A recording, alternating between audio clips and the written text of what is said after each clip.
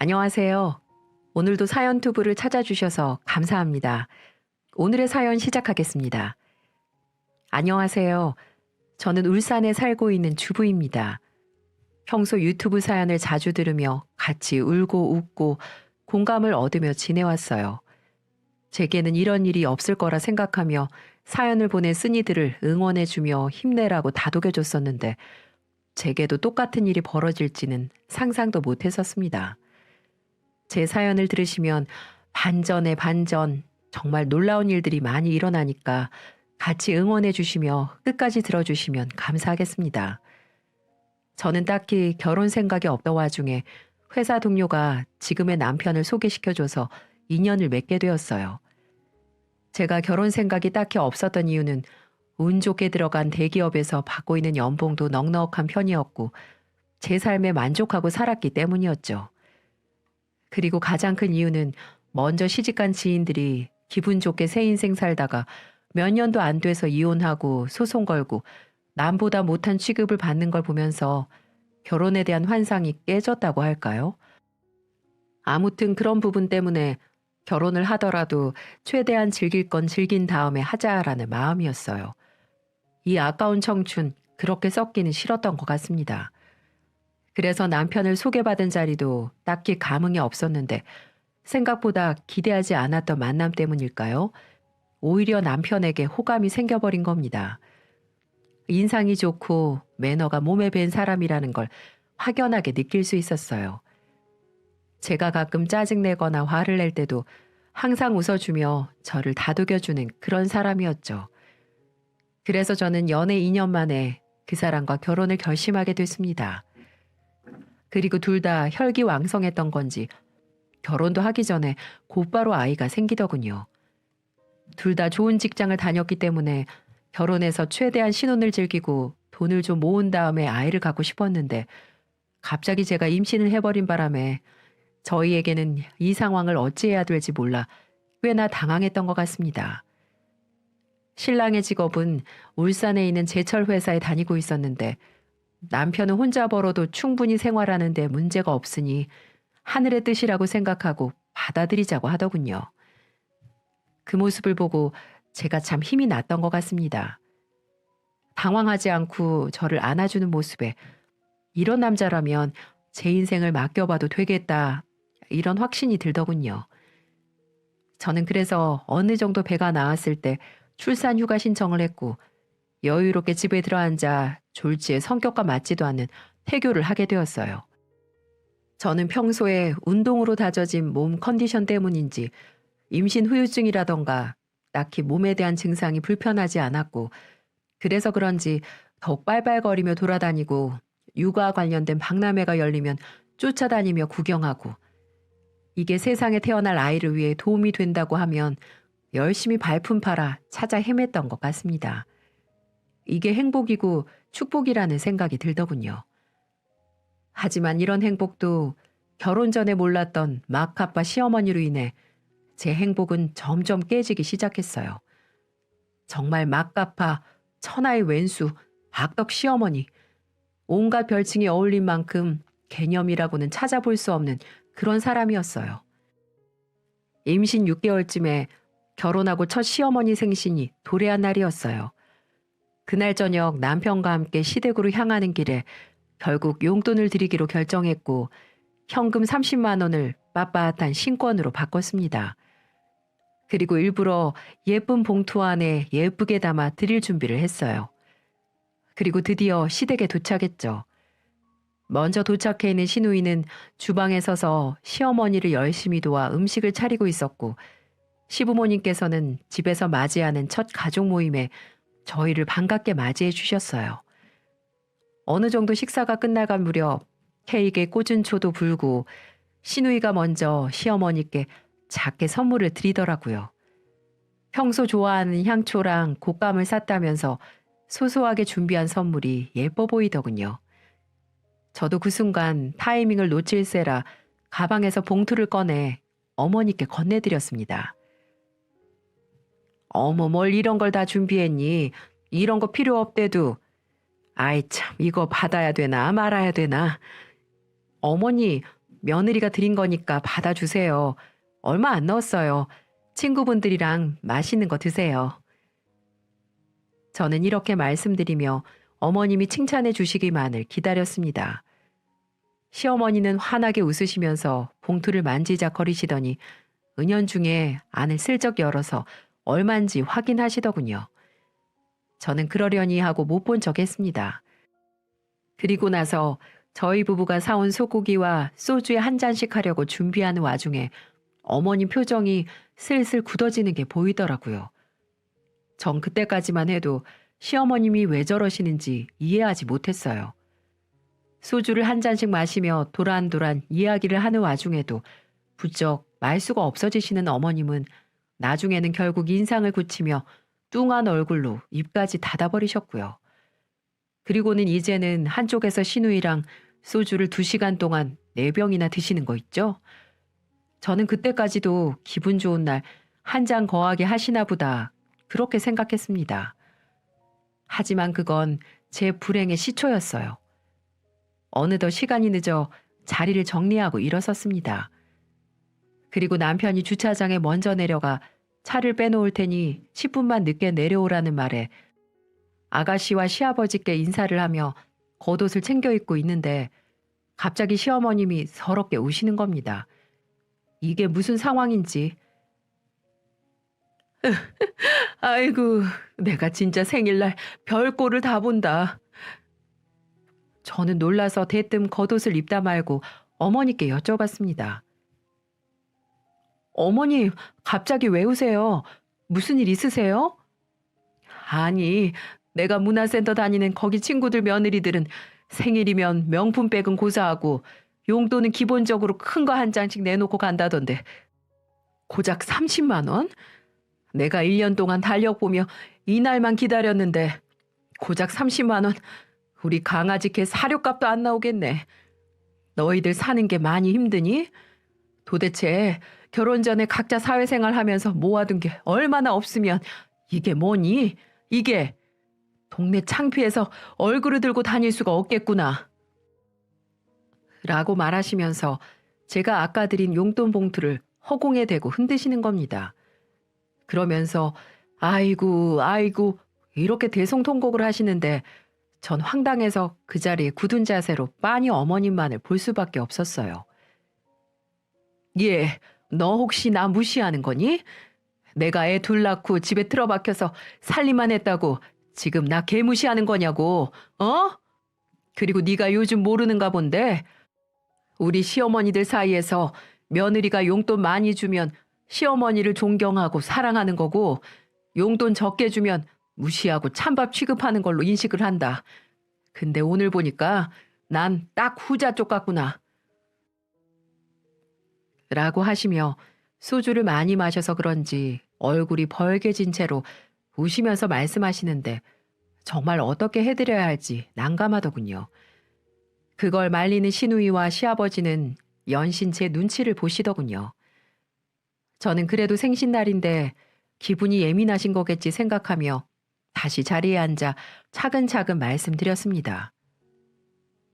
어머니, 30만 원이 혹시 많이 부족하세요? 근데 저희는 다른 집처럼 큰 거 한 장씩 턱턱 생일마다 드리기엔 능력도 아직은 부족해요. 저 역시 지금 회사를 쉬고 있잖아요. 출산휴가 쓰고 나면 육아휴직도 써야 하는데 그럼 더 힘들어져요, 어머니. 나중에 아이 좀 크고 맞벌이 제대로 하기 시작하면 그때 큰 거 한 장 챙겨 드릴 테니까 울지 마세요. 어머니 우시면 제가 어떻게 마음 편히 집에 갈 수 있겠어요. 저도 눈물 나요, 어머니. 그래, 알았다. 이번은 그냥 넘어가마. 우선 친구들한테는 큰 거 한 장 받았다고 할 테니까 나중에 꼭 더 많이 챙겨줘. 이 나이 되면 자식들한테 용돈 받는 재미로 사는 거야. 아휴, 창피해라. 네, 알겠어요, 어머니. 전 어쨌든 마무리 좋게 하고 나가고 싶은 마음에 순순히 대답하고는 시댁을 서둘러 빠져나왔습니다. 집에 오는 길 내내 제 마음이 편치 않았어요. 술을 많이 드셔서 그렇겠지 하고 좋게 생각하려 했지만 앞으로 지독한 시집살이가 시작될 것 같은 불길한 예감은 던져버릴 수가 없었던 것 같네요. 그렇게 저는 깨름칙했던 첫 시어머니 생신을 치르게 되고 돌아오는 명절을 맞이해 또 시댁을 깔 준비를 하게 됩니다.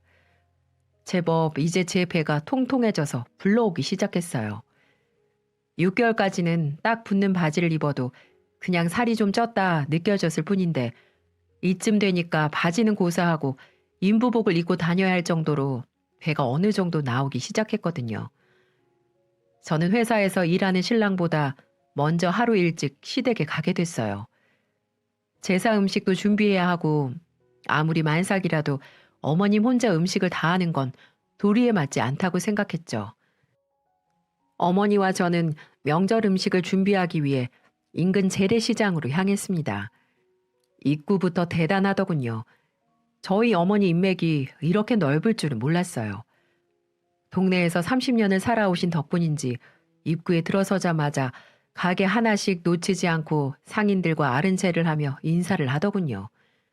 근데 이상한 점은 그분들의 표정이 딱히 반가워 보이진 않았다는 거예요. 어느 채소 가게 앞에 도착하자마자 이것저것 채소를 사시더니 갑자기 고추 박스를 가리키면서 김씨, 나 이거 서비스로 한 봉지만 줘. 예? 아이고, 안 돼요. 이거 한 봉지면 값이 얼만데. 우리도 대목 장사 좀 해야죠. 우리 이거 소분해서 파는 거 알잖아요. 그건 당신 사정이고, 그리고 우리가 지금 이거 산 게 다 얼마치인데 그거 소분해서 파는 게 대수야? 얼른 줘. 잔말 말고. 안 된다니까요.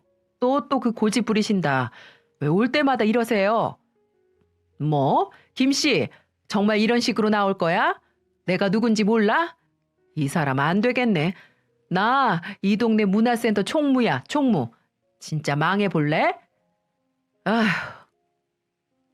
상인은 어머니가 채소 가게에 들어설 때부터 심란해 하더니 결국 이런 일이 터질 줄 알았나 봅니다.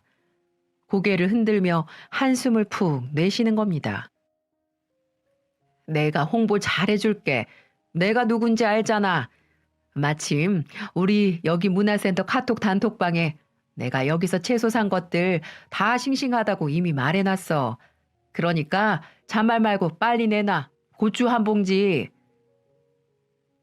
그 상인분은 어쩔 수 없이 똥 밟았다는 표정으로 고추 한 봉지를 내놓더군요. 저는 그 상황을 빤히 지켜보면서 너무 황당했지만 꿀먹은 벙어리처럼 아무 말을 할 수가 없었습니다. 끼어들었다가는 저한테 화살이 올 것 같았거든요.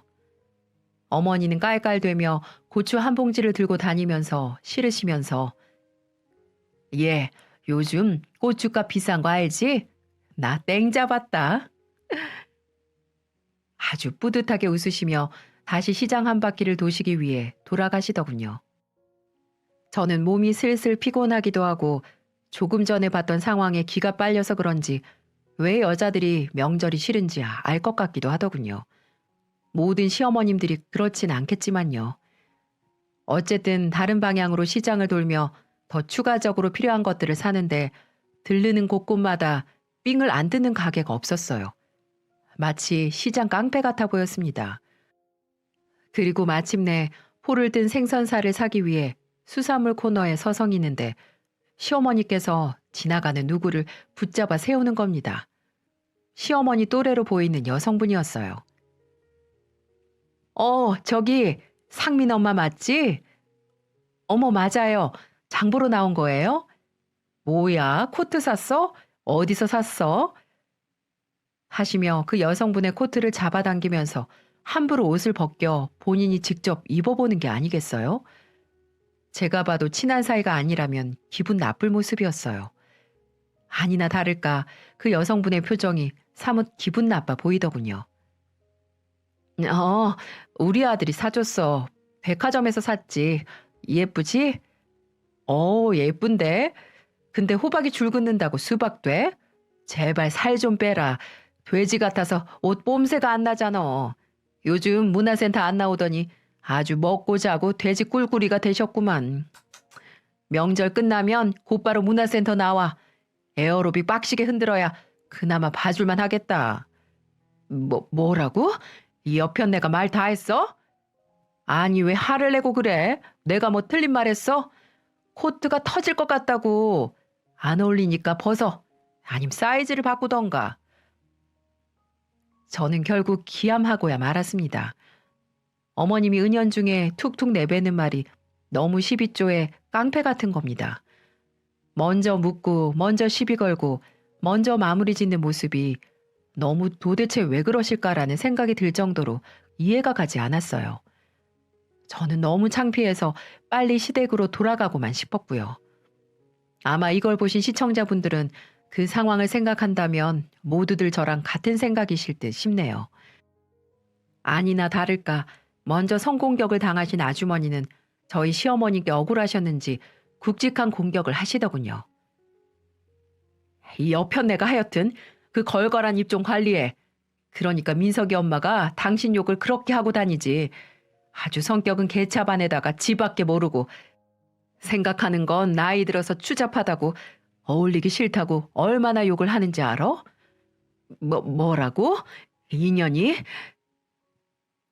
민석이 어머니라는 분, 저희 시댁 바로 옆집 사시는 시어머니의 절친이세요.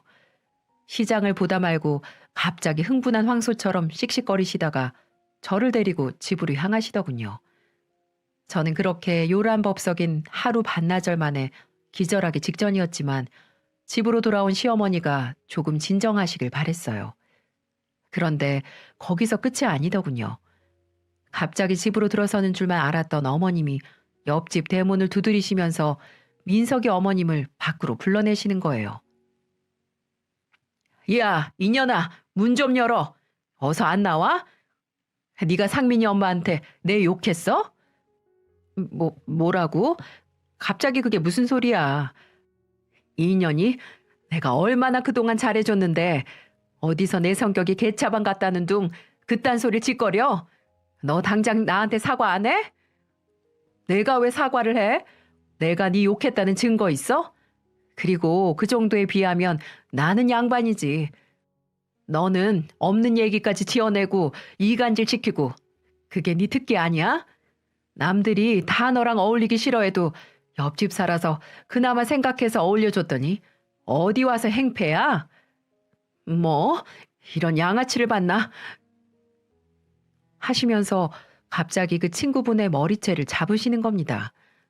저는 너무 깜짝 놀라 반사적으로 시어머님과 친구분을 말리는데 몸이 밀쳐지는 것도 모르고 제발 그만들 좀 하시라고 안간힘을 썼어요. 비명소리가 난무하고 저를 포함해서 여자 셋이 몸씨름을 하는데 동네 사람들 결국 다 나와서 구경하는 상황까지 이르렀습니다. 저 이렇게 살면서 이런 일로 얼굴 팔려본 적은 처음이었어요. 저희 시어머님의 체구가 좀 작으세요. 그래서 몸싸움에서는 어디 가서 함부로 그러시면 안 될 것 같은데 결국 머리채는 꽃다발이 되셨고 최후의 승자는 옆집 아주머님이었습니다. 그러게 이기지도 못할 싸움을 왜 걸어서 무참히 깨지시는지. 쌍코피는 줄줄 흐르셨고 결국 경찰까지 출동해서야 이 상황을 마무리 지을 수가 있었네요. 저는 결국 신랑에게 전화를 해 조금 빨리 시댁에 오기를 설득했습니다. 그동안 반나절 동안 있었던 일 쭈루룩 설명하니 기함하는 건 신랑도 마찬가지였고요. 그날 밤 온 가족이 모인 자리에서 시아버지가 오셔서 시어머님을 앉혀두고 묻더군요. 누가 잘못한 건데? 나 일방적으로 맞았어요. 다들 나를 너무 질투해. 정말 사람이 싫다. 사람이 싫어. 하시며 흐느껴서 우시는 겁니다. 저는 황당해서 아무 말도 안 나오더라고요. 아가, 네가 옆에 있었으니 봤을 거 아니냐.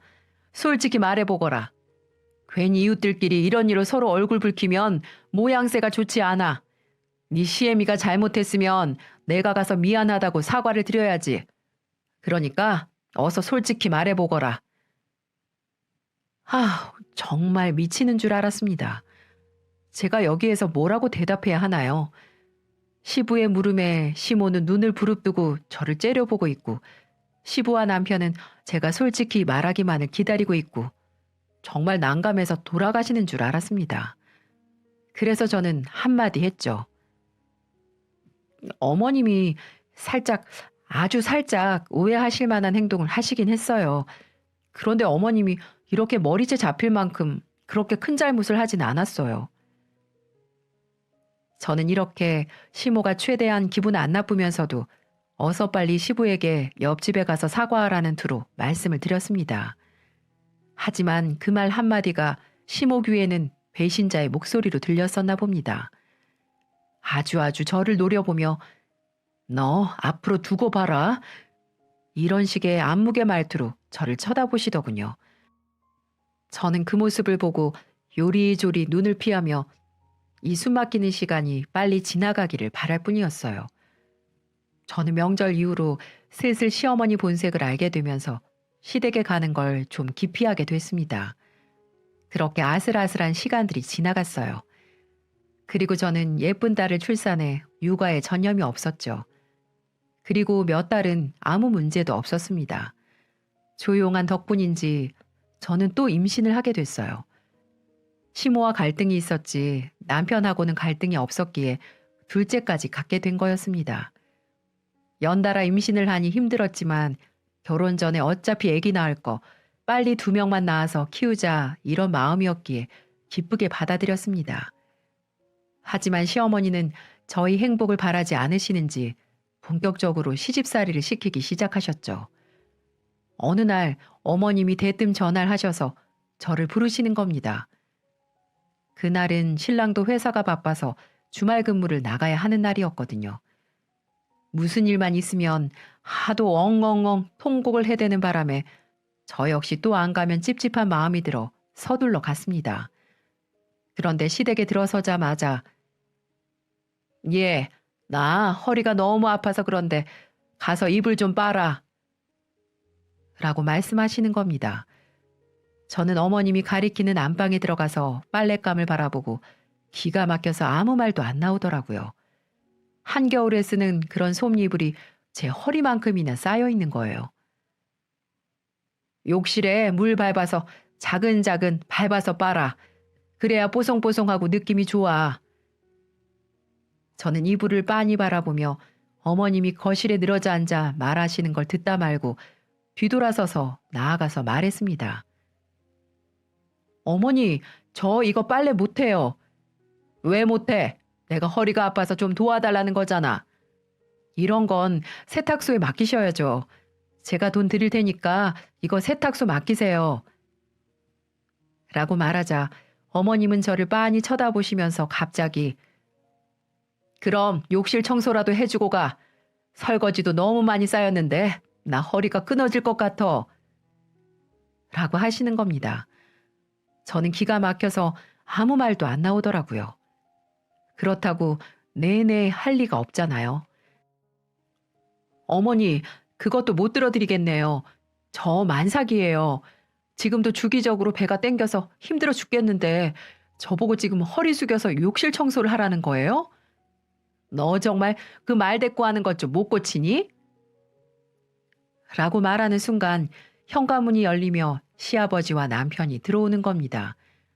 그 순간 저희 시어머니의 태도가 돌변하시는데 이런 능력으로 배우나 하시지 하는 생각이 들 정도였어요.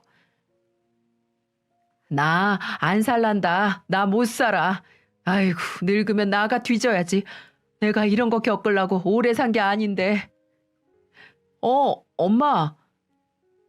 남편이 당황해 대치하고 있는 저희한테 가까이 다가오며 어리둥절한 얼굴로 말을 했습니다. 알고 보니 신랑은 주말 근무 서둘러 일찍 끝내고 제가 이곳에 있다는 얘기에 온 거였어요. 마침 시아버지도 들어오는 참이었고요.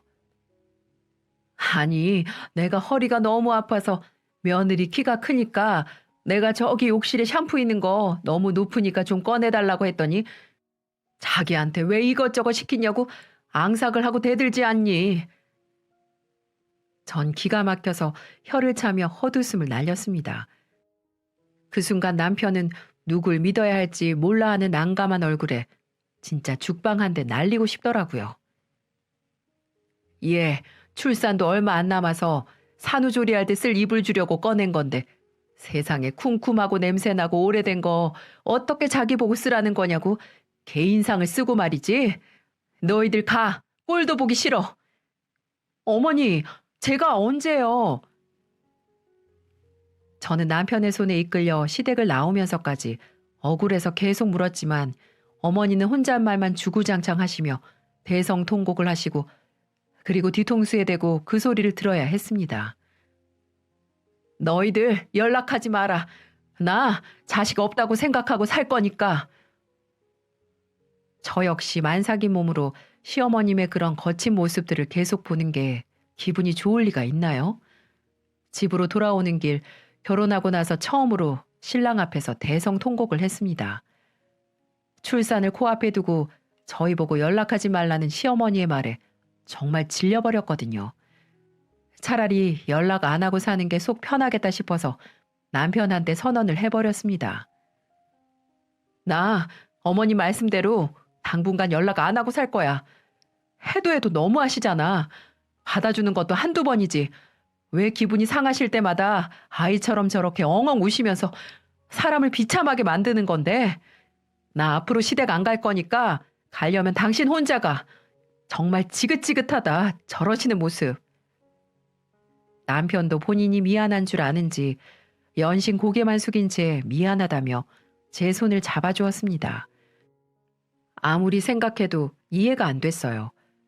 인자하시고 말씀도 잘하시는 시아버지, 착한 남편, 누가 봐도 예의 바르고 참한 시누이. 이런 분들 속에 시어머니가 어떻게 계실 수가 있는지 의아할 따름이었죠. 그래서 저는 굳은 마음으로 정말로 출산할 때까지 어머니를 안 볼 참이었어요. 그런데 그게 오래 갈 리가 있나요? 본인이 연락하지 말라고 엄포를 내리셨으면서 먼저 언제 그랬냐는 듯 연락이 오시는 거 있죠? 제게 전화를 직접 걸어오시더군요. 그것도 새벽 5시에 말이에요.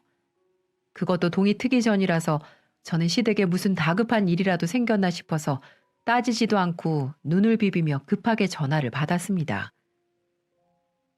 어머니, 무슨 일이세요? 이 시간에. 예, 너는 개념이 있는 거니 없는 거니? 싸가지 밥 말아 먹었어? 그건 또 무슨 소리세요? 너는 어째 네 시모가 화나고 열받았으면 풀어줄 생각을 해야지. 왜 나 몰라라 모른 채 하는 건데?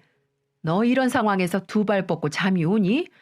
나는 너 때문에 3일 동안 뜬 눈으로 밤을 지새우고 있다. 네? 너 내 아들한테 뭐라고 했길래 우리 아들이 문자로 제발 그만하시라는 둥, 며느리 좀 괴롭히지 말라는 둥, 그딴 소리를 짓거리게 해. 너네들 진짜 혼나볼래? 그리고 이제 안부 전화도 안 할 참이야? 모자지간 아이 인연도 끊게 만들려고 작정을 했지? 본인이 먼저 연락하지 말라고 했으면서 너무 황당해서 저는 아무 말도 안 나왔어요. 또 한편으로는 나이 드셔서 노여우셨나 싶기도 했고요. 저는 결국 시어머니에게 한 발자국 양보했습니다. 어머니, 제가 안부 전화 매일은 아니더라도 꼬박꼬박 할게요. 그러니까 그날 서운하셨던 거 있으시면 푸세요. 처음부터 그렇게 나올 것이지. 근데 너 그 말도 되게 진심으로 안 들린다 얘. 내가 그래서 말인데 너 매일 나한테 당분간 안부 전화 좀 해라. 내가 너 진정성 테스트 좀 해볼 거야. 알아들었어? 네. 순간 짜증이 확 올라오더군요.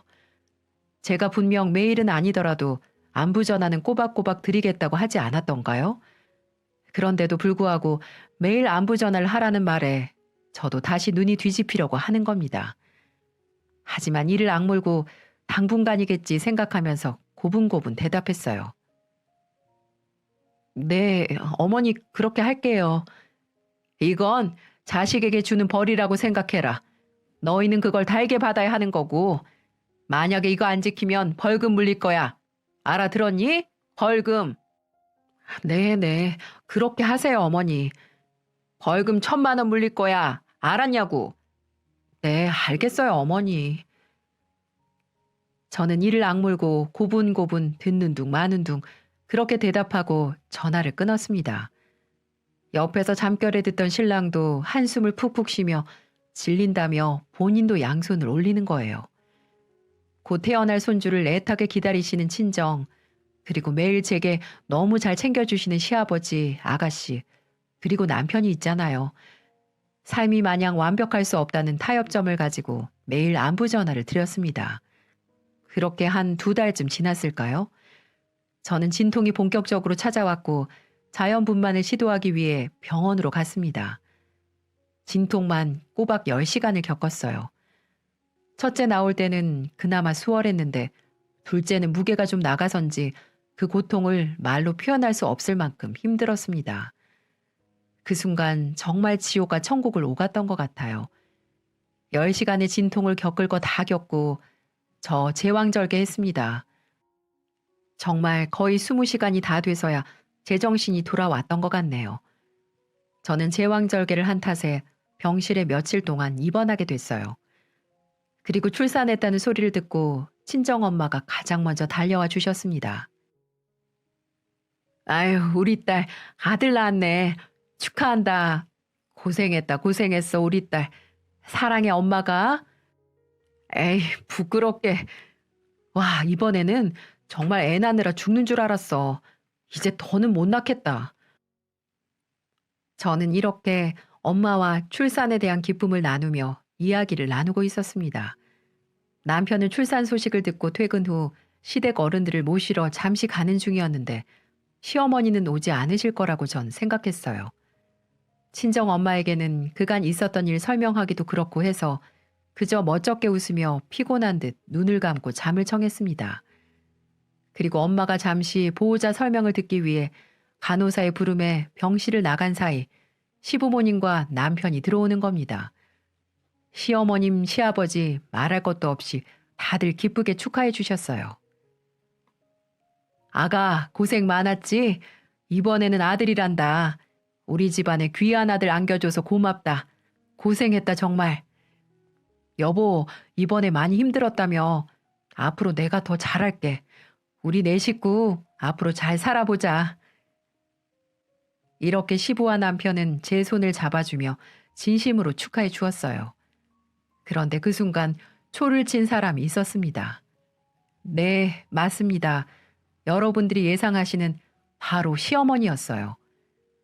시모는 제게 고생했다, 손자 낳아줘서 고맙구나 라고 좋게 말해주시더니 갑자기 돌변하시는 거 있죠?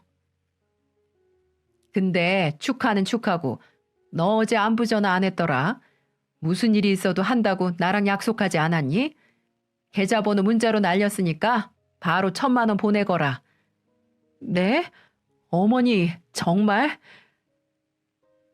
그 순간 병실 분위기가 정말 싸늘하게 식는 거 저는 피부로 느꼈습니다.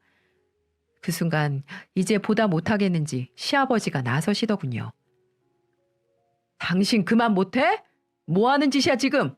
이 여편 내가 진짜 노망이라도 났나?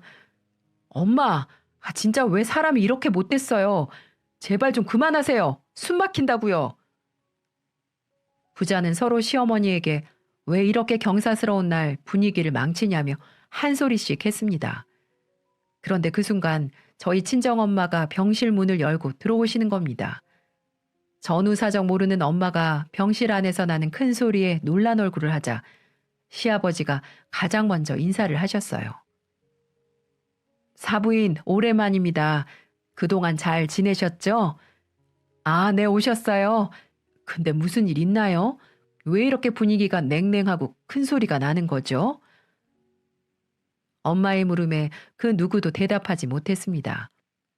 그 모습에 시부와 남편이 뻘쭘한지 나가서 담배 한 대씩 피고 오겠다고 하더군요.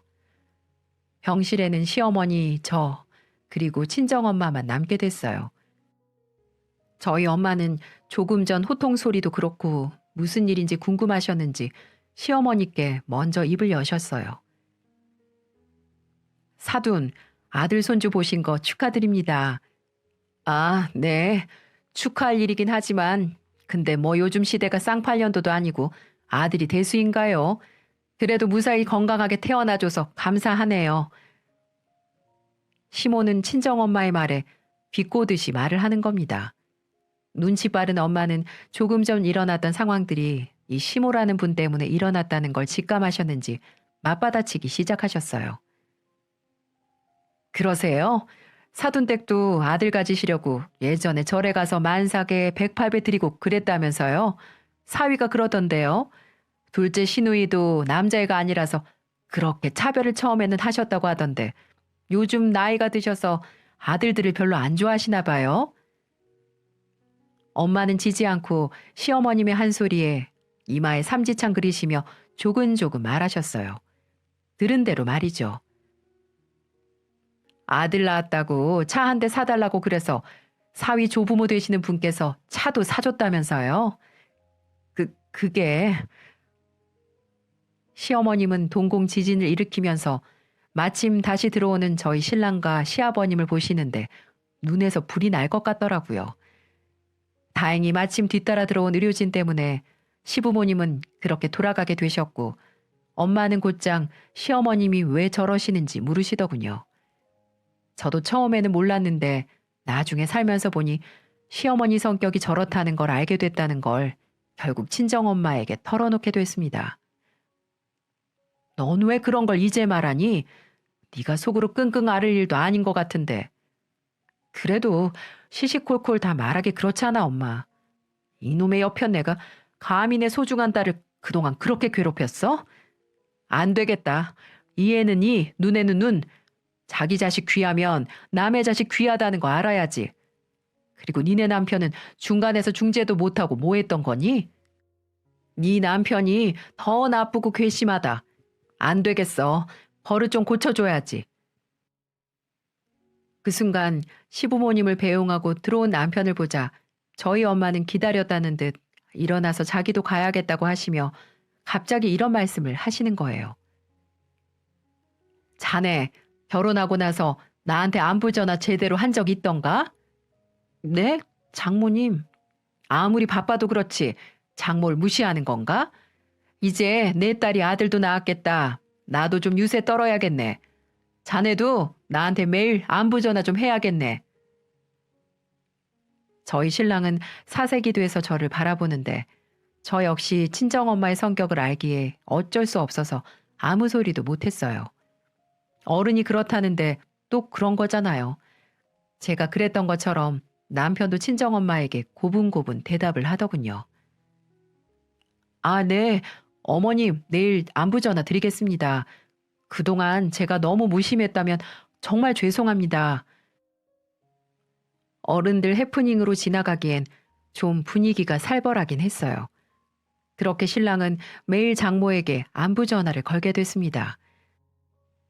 그런데 장모님하고 약속을 한 지 2주 정도 지났을 무렵 남편이 회사 회식을 하느라 술이 취하는 바람에 그날은 전화를 못 드렸나 봐요. 그런데 다음 날도 술에 엄청 취해 전화가 와서 한탄을 하는 겁니다. 장모님이 지금 당장 2천만 원을 붙이래. 우리 어떡하냐? 그게 무슨 소리야 갑자기. 매일 안부 전화하라고 나한테 문자 하셨거든. 잘 지키다가 어제 회식이 있어서 저녁에 깜빡하고 안부 전화를 못 드렸는데 글쎄 조금 전에 문자로 계좌번호랑 2천만 원 송금하라고 하시는 거야. 결국 신랑은 전화를 저와 끊고 참던 성격이 폭발해버렸나 봅니다.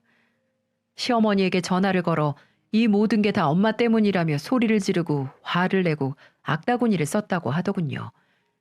자기 회사에서 일하는데 매일 장모님한테 안부 전화 드리느라 하루가 얼마나 고단한 줄 아냐며 왜 그러게 며느리를 괴롭혀서 자기까지 이렇게 힘들게 하냐며 하소연을 했나 보더라고요.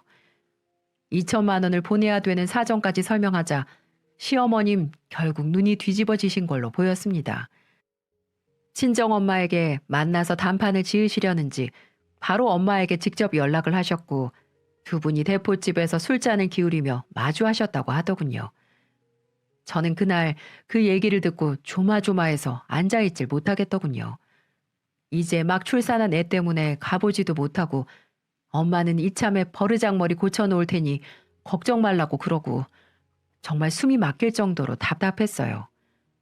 저희 친정엄마 왕년에 배구 선수 출신에 동네에서 일수놀이 돈놀이도 조금 하셨어요. 그렇다 보니 삶이 거치셨다고 할까요? 저랑 제 동생도 그렇게 자랐습니다. 하지만 자식들에게는 한없이 자상하셨지만 어디 가서 불합당한 일을 마주했을 때 지지 않는 성격으로 키우셨어요. 대포집에서 마주한 두 분, 결국 거친 말을 주고받아 거하게 취하셨나 봐요. 지금부터는 엄마가 얘기하신 걸 적어보도록 하겠습니다. 사부인, 우리 아들한테 2천만 원 보내라고 계좌를 보내셨다면서요? 그게 장모가 할 짓거리입니까? 뭐요? 그쪽은요? 안부 전화 안 했다고 먼저 1,000만 원 보내라고 한 사람이 누군데요? 그리고 이것뿐이에요? 만삭인 며느리한테 돈 달라고 떼쓰질 않나? 사람을 이간질 시키질 않나? 버르장머리 고친다고 이불 빨래까지 시키셨다면서요? 그래요. 시어머니가 돼가지고 며느리한테 집안일 좀 시킨 거 가지고 뭐 그것 가지고 발악을 하십니까? 우리 때는 배 불러서도 농사 짓고 그랬어요. 잘 아시면서 그래요. 지금이 조선시대입니까? 제발 사부인 젊었을 때를 생각하세요. 본인이 받은 시집살이를 며느리한테 똑같이 물려주고 싶어요? 그럴 거면 시집 보내지 마시지. 뭐하러 보내셨습니까? 참 별꼴이네 정말. 시모는 이렇게 말을 하며 엄마의 염장을 지르셨다고 했어요. 너무 열이 받아 막걸리를 부쩍부쩍 드셨다고 하더군요. 처음에는 커피숍에서 만날까 하다가 시끄럽게 싸울 거 뻔하기 때문에 엄마가 잘 아는 단골 대포집에서 장소를 잡은 거였어요. 시모도 막걸리를 마셔대기 시작했다고 합니다. 서로 주고받는 대화에 대포집 안 분위기가 쌀벌했다고 하더군요.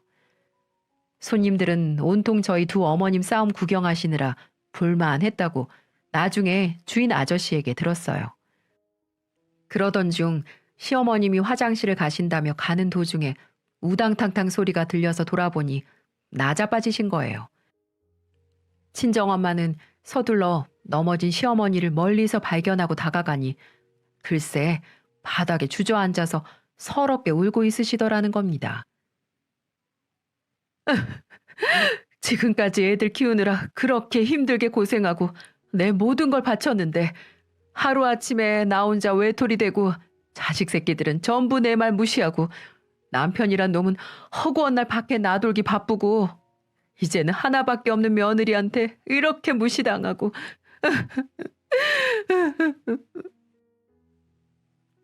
엄마는 그 모습을 보며 왜 그런지 짠해 보였다고 하더군요. 동질감 같은 거라고 할까요? 엄마는 그렇게 시모를 부추기며 자리에 앉히고 계속 시모의 말을 한동안 청취했었나 보더라고요. 사부인, 저 너무 외롭습니다. 이런 말 하기 창피하지만 저 어렸을 때부터 가난하게 자랐어요. 구하로 말입니다. 할아버지 손에 자랐다가 지금 남편을 만났죠. 그래서 우리 자식들한테 제 아픔을 물려주고 싶지 않아서 정말 악착같이 살았습니다. 네, 맞아요. 남들 욕하고 손가락질해도 우리 자식을 위해서라며 뭐든지 했어요.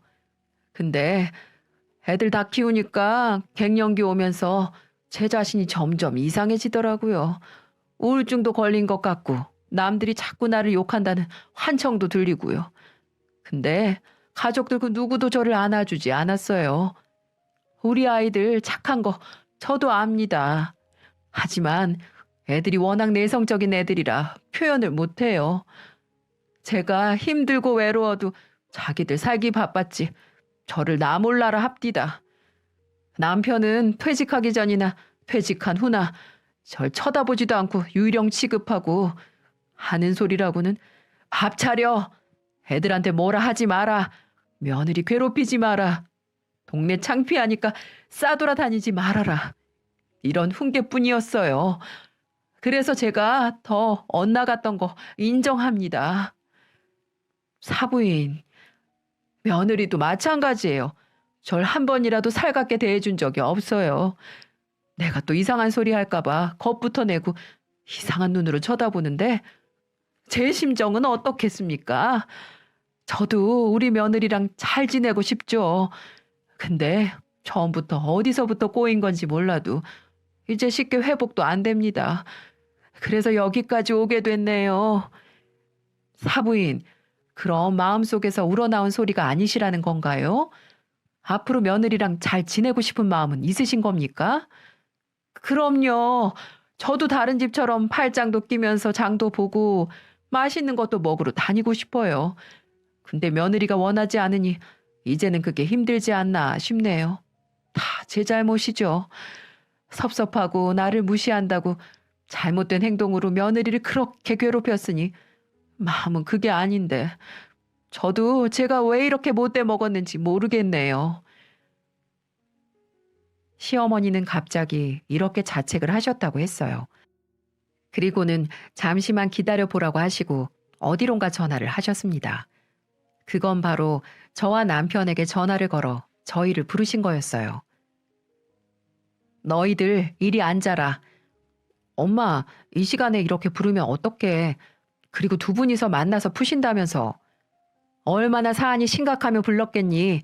어서 앉아. 저는 테이블 가까이 다가가 결국 두 어머님을 양옆으로 앉게 되었습니다. 그리고 위에 했던 말과 같이 친정엄마는 그대로를 저희에게 다시 설명하시더라고요. 여자가 나이 들고 늙으면 외로워서 의지할 때가 점점 없어져. 남편 잘 만나서 노후 잘 보내면 그거야 인생 핀 거지. 근데 그런 여자들 얼마나 되겠니? 그나마 자식들이 살갑게 굴면야 다행이지.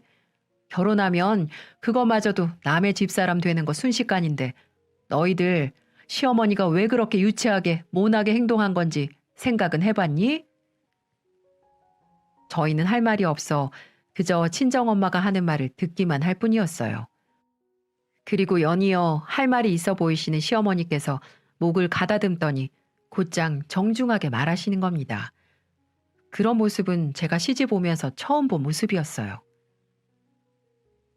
너희 두 사람한테 미안하게 됐다.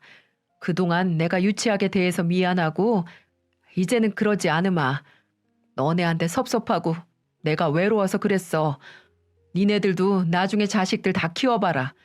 힘들게 키운 자식들이 나중에 나 몰라라 하면 얼마나 가슴이 아프고 힘든 일인지. 그래도 이렇게 사부인하고 얘기하다 보니까 내가 아직 한참 부족한 시애미 엄마 같아. 엄마 정신에 문제가 있는지 병원도 좀 다니고 치료도 받아볼게. 그러니까 부탁인데 다들 날 없는 사람 취급하지 말고 피하지 마. 너희가 그러면 나 정말 살 수가 없어. 어머니, 엄마.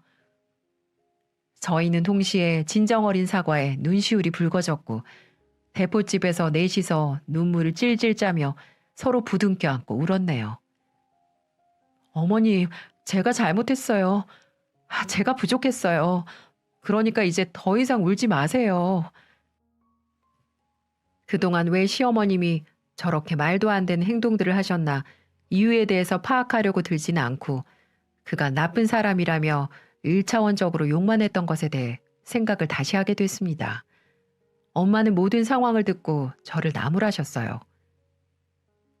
너 한 번만 더 이렇게 네 시어머니 울리면 나한테 혼날 줄 알아.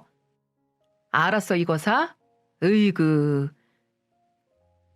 친정엄마가 손바닥을 크게 들어 저를 위협하는 신용을 하자 그 사이 시어머님이 놀란 얼굴로 저희 엄마를 막으시는 거예요.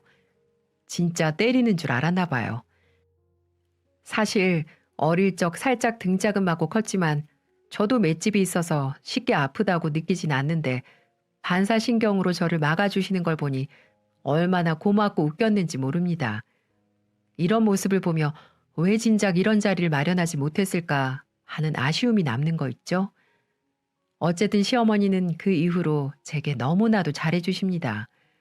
그 후로 손주들을 친정 부모님과 시어머니는 서로 먼저 보시겠다며 아웅다웅 다투시는 모습도 너무 보기 좋은데요. 사소한 걸로 싸울 때는 더욱 귀여우신 두 분이랍니다. 그리고 어머니는 말씀하신 대로 병원에 다녀오셨고 공황장애라는 판정을 받으셨어요. 저는 공황장애가 그렇게 무서운 병인 줄은 몰랐어요.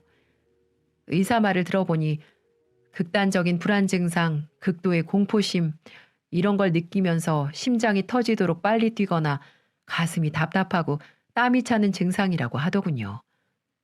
그 병명을 듣는데 그동안 얼마나 혼자서 힘드셨을까 생각하니 얼마나 혼자서 울었는지 모릅니다.